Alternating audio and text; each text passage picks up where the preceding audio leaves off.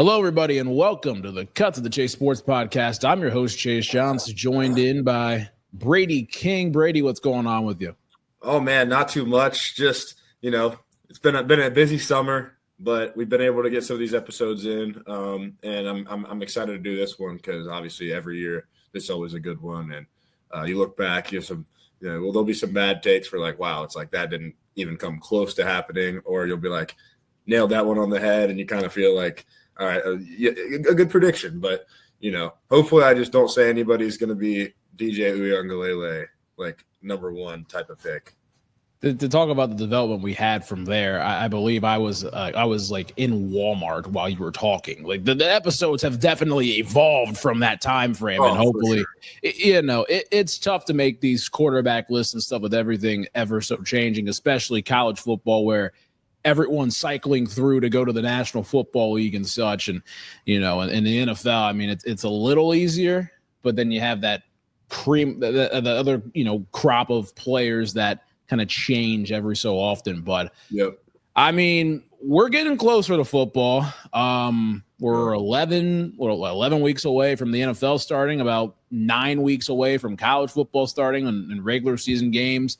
Practices are coming up for fall camp for college and the NFL and everything else. So we're getting there. We're just trying to pass that time, and we're going to have more coverage for you guys as the season gets closer. And when the season hits full swing, we've got you guys covered. If you guys can like this video, subscribe to our channel, share out this video and other videos that we have. We appreciate you guys getting us to 300 subscribers.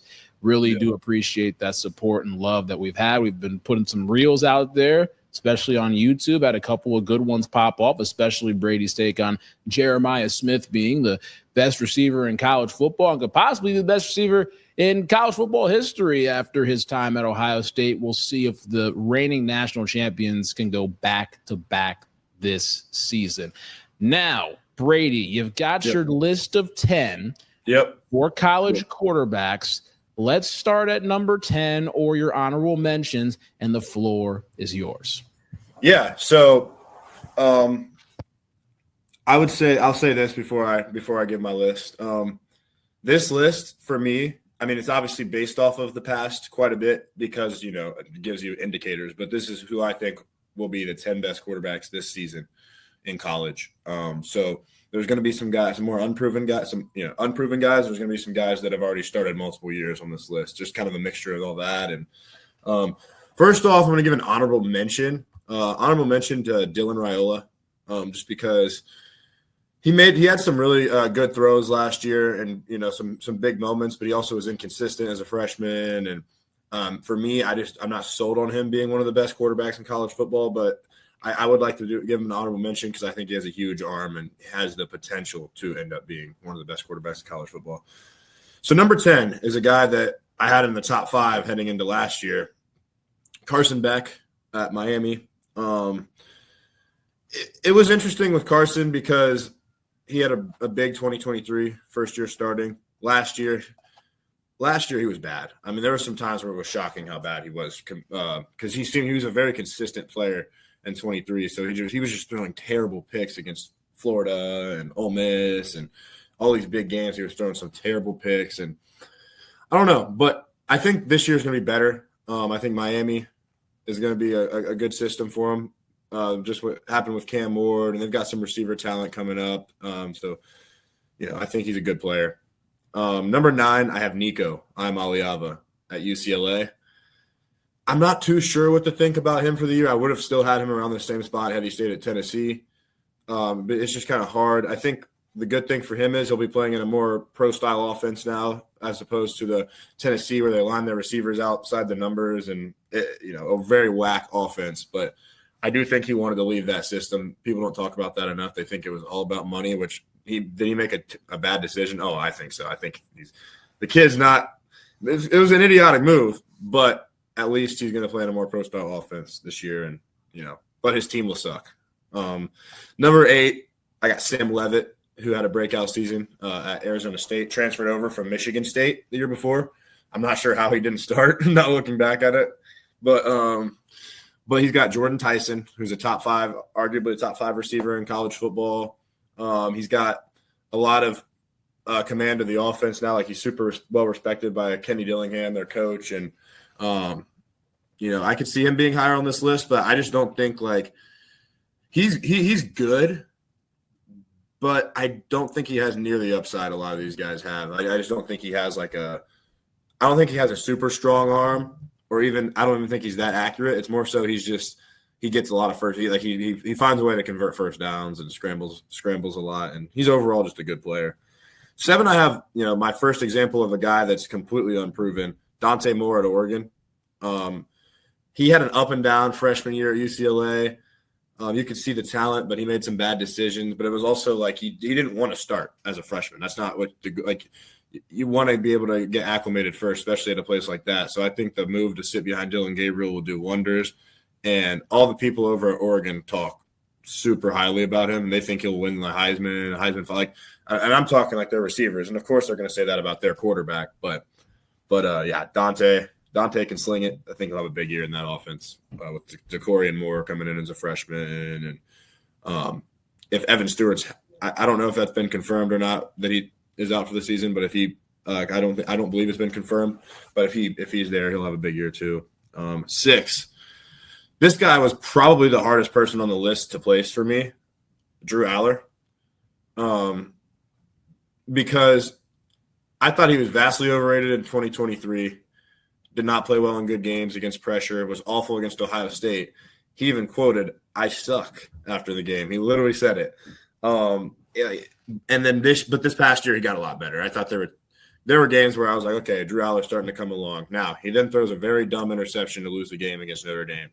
However, that wasn't happening most of the year. And big arm, pretty accurate, can move a little bit. He can scramble when he needs to. And with the weapons they have this year coming in, they got multiple. They got Kyron Ware-Hudson from USC. They got Trevor Pena from Syracuse. And then they got a receiver from Troy that had 1,000 yards as well. So they got 3 transfer receivers coming in, all to take starting jobs. And he has the best running back room in college football by far with Katron Allen and Nicholas Singleton.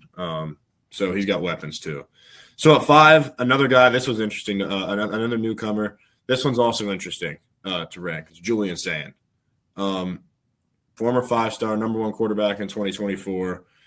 Got him over from Alabama when Nick Saban retired. It was a huge pickup. Unfortunately, forced Aaron Noland to enter the transfer portal. But, hopefully he has success over at South Carolina in his career. But, man, I mean, Julian, people don't talk highly enough about – or people could not talk highly about Julian, especially teammates, coaches, in terms of his ability to, just sling the ball. I mean, he's super accurate.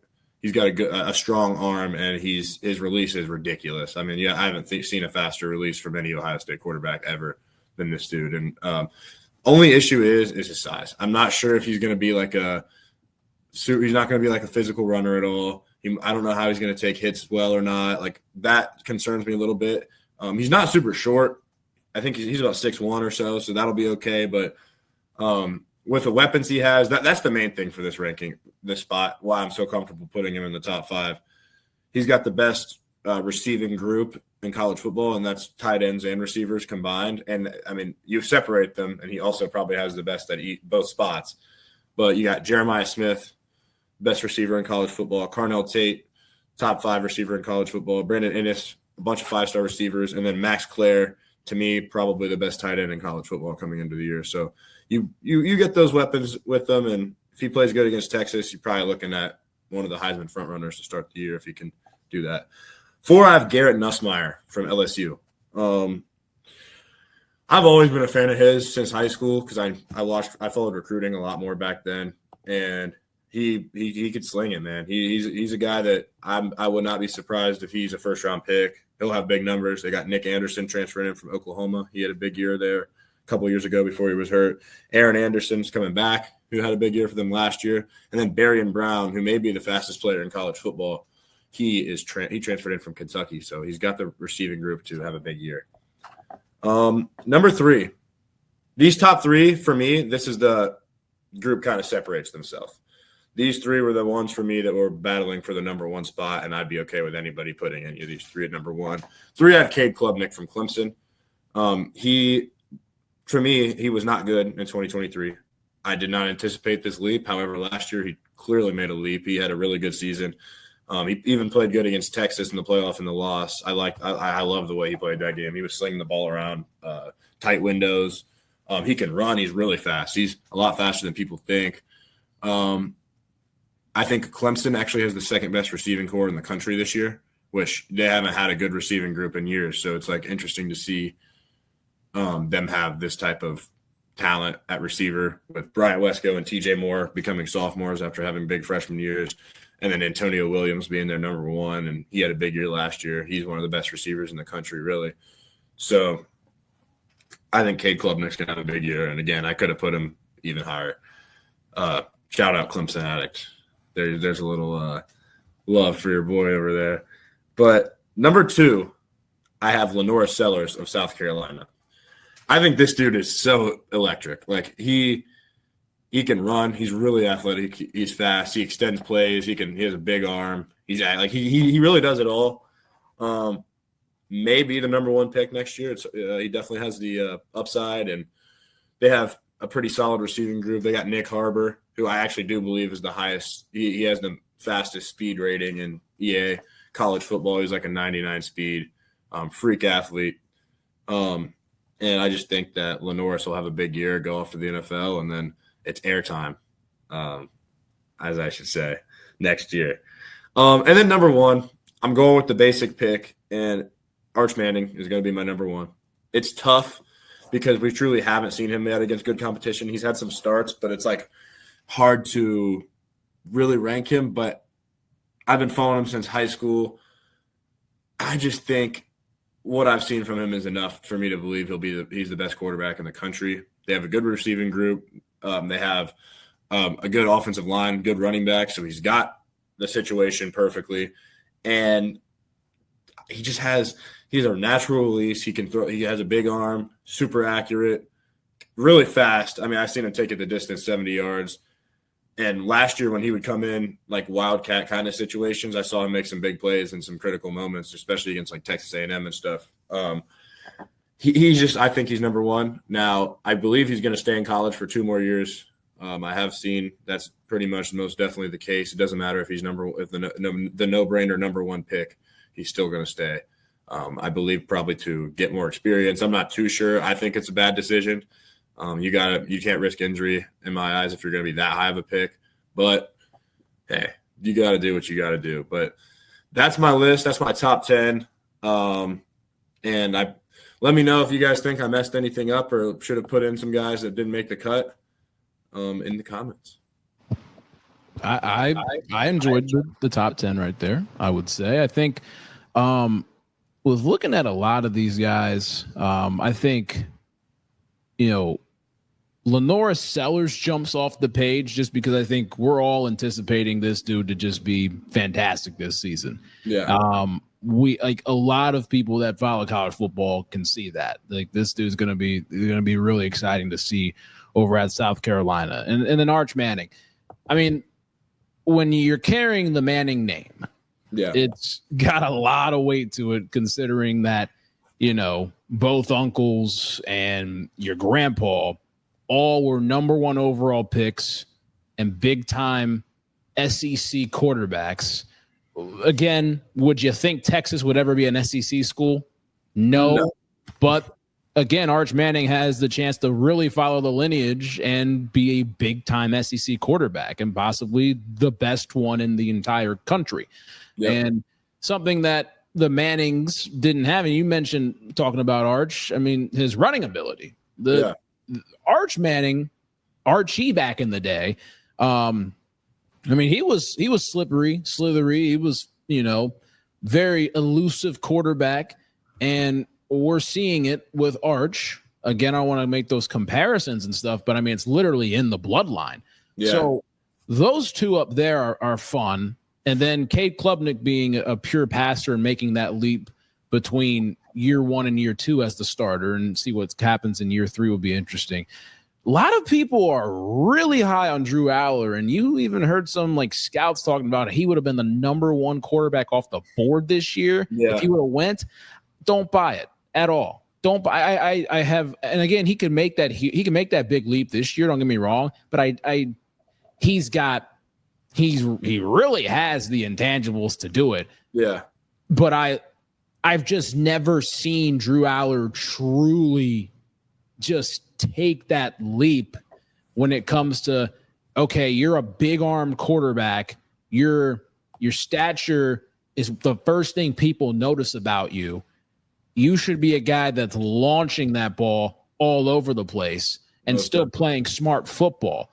And what I thought Drew Aller was this, guy that would be a, more of a risk taker and try to extend plays with his legs and deliver some more spice on them.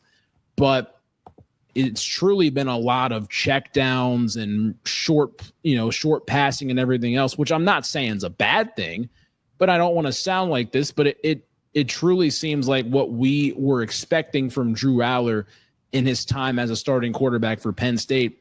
He's been underwhelming. Yeah. He's been very underwhelming, to say the least. And I hope for his sake that he breaks out. Obviously not for, being an Ohio State fan, but I would like to see what a big-time version of Drew Aller looks like if they play against a big-time version of Julian Sayin and the Ohio State Buckeyes on the first day of November. I'd love to see what that looks like. That'd be sweet, yeah. I mean, it would be nice to see if Drew Aller could actually – because it's always, like, been there, like, his arm strength, like – because that's the thing, like, how people – like, some people are saying he would have been the number one pick. It's like – but it's funny because just because when he throws a ball – it probably looks the best with no pads on. It probably comes out the fastest. It goes the farthest. It spins the prettiest. But then he goes out in the field, and he gets pressure on a random second down, and he just throws it right at Christian Gray to lose the game against Notre Dame. And it's just like that stuff, he's going to continue to do it. And every single time he loses a big game, he cries in the press conference and kind of like – acting like he fought his hardest and he wanted to win so badly. And then it just happens again the next time. And it's almost like a repetitive thing where he has yet to – for me, I don't think Drew Aller has beaten a team that has 75% of the talent of Penn State or greater. Yeah, and, we talk about, those guys, him throwing those passes without pads and stuff. I will say, I mean, like, shout out to Brad Mandler, the, quarterback and, quarterback coach and everything else that, he's working out with him and Ethan Grunkermeyer and stuff. But they're throwing the football pretty well. I know it's obviously no pads, but we're seeing it. Like, it's there. It is visible. Okay. Yeah. Like if he's able to put this thing together, it is there. But it's like you're going into year 3 right now as a college quarterback. This is something that, most QBs dream of, to have 3 years to be a starting quarterback at a Power 5 school, especially at a place like Penn State, where they are yearning for a championship there. Yeah. And they have this guy in Drew Aller who, again, if the leap happens, the championship will happen. For Penn State. Yeah. I will boldly say that right now. If he makes that leap, Penn State will win it all this year. Yeah. But it's all hinged on him. It truly is. But again, and it also hinged on his draft stock as well. If he's, if he makes those, necessary developments that I think we've all been waiting to see on the field in pads. That's the big thing. And then Carson Beck, I'm going to say, I don't know what the heck happened with him last year. I know you mentioned it, but I have no clue. Like it's almost like a ghost came and possessed him and took all of his talent. Yeah. Like, I don't know. And it's his vision and reading the field correctly. Timing might've been off a little bit here and there. There were some flashes of, the old Carson Beck who we all knew, but that was very confusing to see from him this past year. Yeah, it was weird. And I mean, I could see like a slight drop off in production, or maybe like not as much success because you lose Brock Bowers, you lose Ladd McConkey. Both had really good rookie years. It's hard to – you're not going to just immediately replace that. But it was like you said, it was the decision making. Like he would throw some stupid picks where it's like it's almost shocking that when he was thinking about throwing that pass, and I know it's a split second decision, you just know it's going to be intercepted in some of these situations because you have a clear vision of the window and it's not there. There's a defender standing right in front of the receiver, and yet he panics and like throws off his back foot, beams it at the defender, and it's just a pick. I saw that like 5 times last year. Like just watching their games, and I mean, it was weird. It was weird. Yeah, I mean, again, Georgia's receiving core compared to the years before, not as good, but at the same time, you know, it's not like Georgia didn't know that their receiving core was going to have a drop off. It's not like right. Carson Beck knew that they were going to have a drop off, you know, at that point. I mean, obviously you're not expecting, you know, you're not like saying, oh, these guys are going to be not as good as the ones before, but that's stuff that you prepare for. That's all that other stuff. And I'm not going to go too far into the X's and O's on that type of thing. But again, what Brady just said is completely true. Like, you know, you just saw that timing was not there, whether it be the quarterback or the receiver on it. Right. But obviously when an interception is thrown, it's going to be on the quarterback. But just how bad those interceptions looked really just highlights what Carson Beck was on last year and ultimately why he's at another school right now. Right. No, 100%. 100%. And it got to the point to where he was like probably going undrafted if he left after his 5th year, after, you know, coming into the year. I believe he was the number 1 pick projected. I think he was probably the most picked number 1 pick before last season, even over Shedeur or Quinn Ewers or Drew Aller or any of those guys that people talked about. I think Carson Beck probably had the most hype. Yeah. It's wild to think. I've got a silhouette now. I don't know what the blur happened on my camera, but again, I mean, audio's still fine. But then Sam Levitt, this was an interesting one. Like with Sam Levitt, I wish I could have saw him play against Arizona State. But when Arizona State played Cincinnati this past year, but I'm excited to see what he's got. Oh, 100%. Yeah, no, he was good to watch. I thought he made some big plays against Texas, especially with his legs. Like, I mean, that game was so weird. It looked like Texas was just going to curb stomp them. And then they just kept hanging around, making trick plays. And Cam Scatabo was breaking into the open field, breaking 7 tackles. And then, boom, it's to the point where it's like, you're like hoping Arizona State could win as an Ohio State fan. Now, am I happy Texas ended up winning because we got to, you know, beat them instead of Arizona State? Absolutely. But at the time, it was like, Sam Levitt's really keeping these guys in this game. Like, we got to – it would be nice if they would have, you know, won that game, especially for that program and going to a Final Four, as you want to call it, I guess, now at this point. Would have been cool. But now they have the opportunity to do the same, and I believe they're probably the favorite in the Big 12 going into the year. So. Yeah, they should be in that regard. We're going to switch things over to the National Football League. I was going to do a grid, all right? This was going to be interesting on what could have happened there, but I'm actually not. I've got my list. I've got a couple honorable mentions. It's tough to do these NFL ones because, like, you want to go tiers-wise instead of, like, trying to list them out, you know, 1 through 10 and everything else after that, because obviously one, it's so ever changing. You got players that are hurt. That's just everything. Those systems, you know, are changed with coordinators and moving around. I will say this before I start my list. I try to do the due diligence of not putting rookie quarterbacks way too high after having such a great season. All right. So, like, obviously the year before, CJ Stroud had a fantastic rookie season. I'm not going to say he had a bad season in 2024. They won their division and got to the divisional round. But it was a step back where there was a lot of circumstances that played into that. And especially a guy this past year in Jaden Daniels, who was absolutely fabulous and got to the NFC Championship game and won a bunch of games for Washington. I'm just going to be completely honest, and I'm not going to put him that high on the list just because I'm following the metric. I'm not going to put these guys higher than they should be. I got to see it 2 years in a row for that to happen. And that goes for any quarterback on this list. So without further ado, I'm going to give you 2 honorable mentions. All right. I've got Baker Mayfield as an honorable mention. I think the ever since Baker Mayfield, he was the quarterback for the LA Rams for about a month in 2022.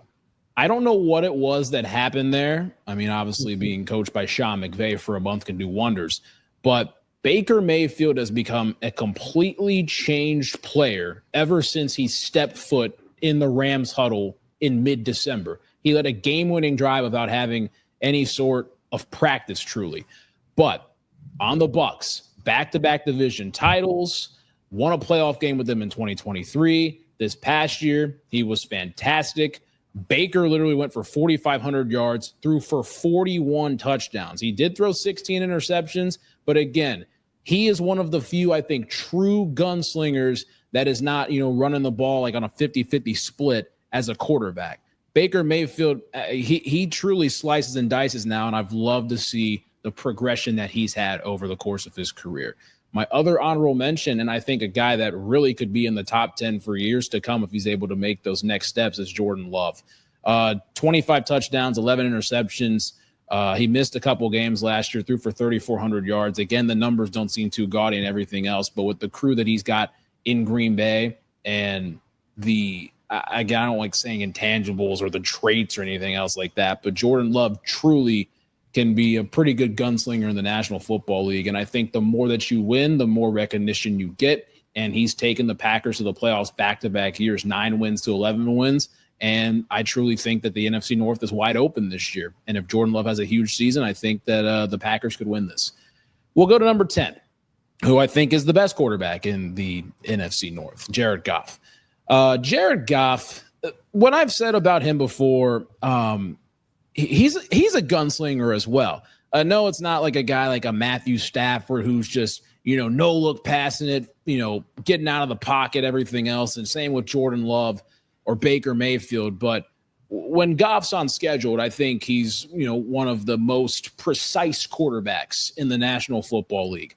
Obviously a huge cast of weapons around him at his disposal. Ben Johnson was an intricate part of the Lions' success when it came to play calling and such. But Jared Goff, even when he had some bad games, he was still able to bounce back in some of them. But he really kept this Lions team on or ahead of scheduled. And he really wasn't making too many stupid decisions as time went on. Again, there were a lot of open receivers in their offense, but at the same time, you got to be able to make the throw. And Jared Goff is a very accurate quarterback. I think 10 is a very comfortable spot for him. At number 9, I got Jaden Daniels. I think Jaden Daniels can really skyrocket his way up nearly as high as the top 5. I'm going to say this right now.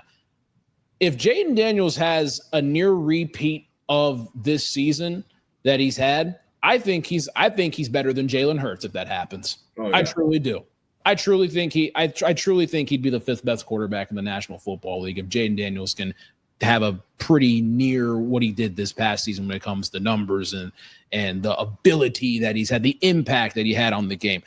What we saw this past year, I think a lot of us had the thought that Jaden Daniels was the best quarterback coming out of that draft class. Yeah. We didn't really know. We knew Caleb Williams was great and stuff, but the dude played so out of structure back in college that we saw Jaden Daniels was playing in structure, and it's like, okay, this guy's going to translate pretty well, especially in year one. He's able to make a bunch of plays for himself in structure and out of structure. But what Jaden Daniels was able to do, he literally lifted up the nation's capital and took them to the NFC Championship game and brought the excitement back to playing football in the DMV on the other side from Baltimore. We'll talk about that quarterback in a little bit. But, man, Jaden Daniels, he's got it all. I think he's a more accurate passer than Lamar Jackson. I truly do. And Lamar's pretty accurate, to say the least. Jaden Daniels is going to be higher on this list as time goes on. I'm just putting him here at 9 as a placeholder because I need to see it again. Number 8, Justin Herbert. Now, big-time arm, size, it's the big thing, intangibles, this and that. Herbert's a good quarterback. He's also very athletic at being 6'6". The knock on him, obviously, is, not stepping up in the big games, in the big moments and such. I mean, blew a 27-point lead in the wild card round his third year in the league. And then this past year played an absolutely atrocious wild card game against the Houston Texans. But I think when I see from Justin Herbert, I think more times than not, he's going to deliver. I think over the course of a football game, he's a very accurate passer. But I think with Jim Harbaugh now in that system, they've gotten better and better, and they're going to lean more on running the football and play action. So I think it's going to be a lot easier for Justin Herbert to make those bigger time throws down the field as they try to build throughout a game. I really like Justin Herbert as a QB. Number 7 matches his jersey number, C.J. Stroud. Some people might have had that conversation before of is Herbert, is Stroud better than Herbert or this and that, whatever. I don't know whoever had that conversation. I just think C.J. Stroud is just straight better than Justin Herbert. Stroud's going to have a bounce back year. Even though this past year wasn't a bad year at all. It truly wasn't. But there were so many injuries that happened. They got new receivers, some younger receivers. Nico Collins is one of the best in football. And then you've got your receivers from Iowa State who are going to be big time, Jaden Higgins and Jalen Noel. That's going to be fun. He's a pinpoint accurate passer, and he's a great leader. Not the most vocal guy out there, but he's become more vocal. He leads by example, and the example that C.J. Stroud puts on the field is how to play the position of quarterback the correct way in a more traditional sense. I really like C.J. Stroud. At number 6, I think the old dog who can learn new tricks in Matthew Stafford is still playing at the peak of his powers. I will say 2021 obviously wins a Super Bowl. Cooper Kupp has a triple crown, and he is one of the most receiver-friendly quarterbacks out there. Brady, you mentioned that on the last episode of Wide Receivers. But again, I think the pairing of him and Sean McVay has done wonders for this offense, and Stafford is still finding new arm angles, slots, no-look passes, getting out of the pocket. This guy is still able to buy time, and I truly think that if he's able to stay out there healthy on the field and run this offense to the peak of its powers, the Rams are consistently going to win 10-plus games every single season. I really love what Matthew Stafford has done, and he is the last true gunslinger, straight-up gunslinger that the National Football League has. Number 5 is Jalen Hurts. When Jalen Hurts is mentioned, you think of dual threat. RPR, not RPO, run pass option. They always talk about what's the option. Well, the option for Jalen Hurts is run the ball again. His threat as a runner is pretty intense, but also he's a very good deep ball passer. It's very simple stuff, but again, AJ Brown, Devonta Smith on the outside, he's got a pretty looking pass down the field, and to get those guys in one-on-one situations, more times than not, he will drop it in the breadbasket. He does a really good job of that. Hurts also has a lot of time. So, again, you're looking at it, it's also dependent on cast of, how good of players you have. Jalen Hurts pretty much has everything you could ask for. But, again, when you have lemons, you got to make lemonade, and Jalen Hurts has done that, and they won a Super Bowl this past year, and not to mention that Saquon Barkley is back there. But I digress. Now we enter the top 4, and I think it's the unquestioned 4, but how you order this is very interesting. Number 4, the league MVP of this past year, Josh Allen, controlled chaos. I said one time that I think you need to sign a waiver every time you watch Josh Allen play. It's going to be one of the most craziest things and electrifying things that you've ever seen. Is it going to be good? More times than not. But is it going to be bad? You could see some of that. He's a unit. Big frame, 6'6". This dude is literally an 18-wheeler at quarterback. You don't find that many places. I don't think we've really seen it before in the NFL history books at all. Number 3, I know he's my favorite quarterback and my favorite team's quarterback, Joe Burrow. The most accurate. I'm going to say it right now. I know, obviously, you look at the history books and everything else. He's only played for 5 seasons. But Joe Burrow, if you look at those numbers, he's the most accurate passer in the National Football League history. And I truly think that he's on his way to becoming that when his career is over. pre-snap read, decision making. He's relentless, has been called Houdini in the pocket. The Bengals need to give this guy some help back there so he can slice and dice and be a surgeon. And when you see Joe Burrow at his best, I truly think he's the best in the National Football League. But there's two other guys ahead of them that I think they've just done it repeatedly with the other circumstances that have happened. But I will say this, whenever Joe Burrow plays a team a second time, he does a pretty good job the first time, I'll give him credit. But whenever he sees a team the second time, I think he's one of the best adjusters at the quarterback position for when he sees a team another time in that same season. I think he is brilliant. Number 2, Lamar Jackson. Showtime. I got to ask the question, is he stoppable by a defense? I think the answer is yes. I think there's only a very few teams. Brady's Pittsburgh Steelers do a really good job of that. But I think a lot of it is just Lamar and the Ravens beating themselves. Truly. I think they beat themselves all the time. And then you look back and you're like, how the heck did we lose that game? Well, it's little stuff like in the playoff game when Lamar fumbles it or he throws a dumb pick or something like that. But again, he threw 41 touchdowns, the 4 interceptions this past year. You had 2 quarterbacks in the AFC North that threw 40 touchdowns and less than 10 picks. Burrow, 43 touchdowns and 9 interceptions. But what Lamar was able to do this past year was unbelievable. The cast of guys he has around him, not the greatest at wide receiver, 2 very good tight ends, but then he's got Derrick Henry next to him, and it adds another worry for a defense, and it opens up even more things possible than what Lamar Jackson could have ever imagined. Lamar is a very accurate passer. He throws from different arm slots, does a very good job. His deep ball passing is something that is very underrated. He's got pretty good arm strength for the most part, but people are enamored by his legs, which really set him apart from so many people on this list.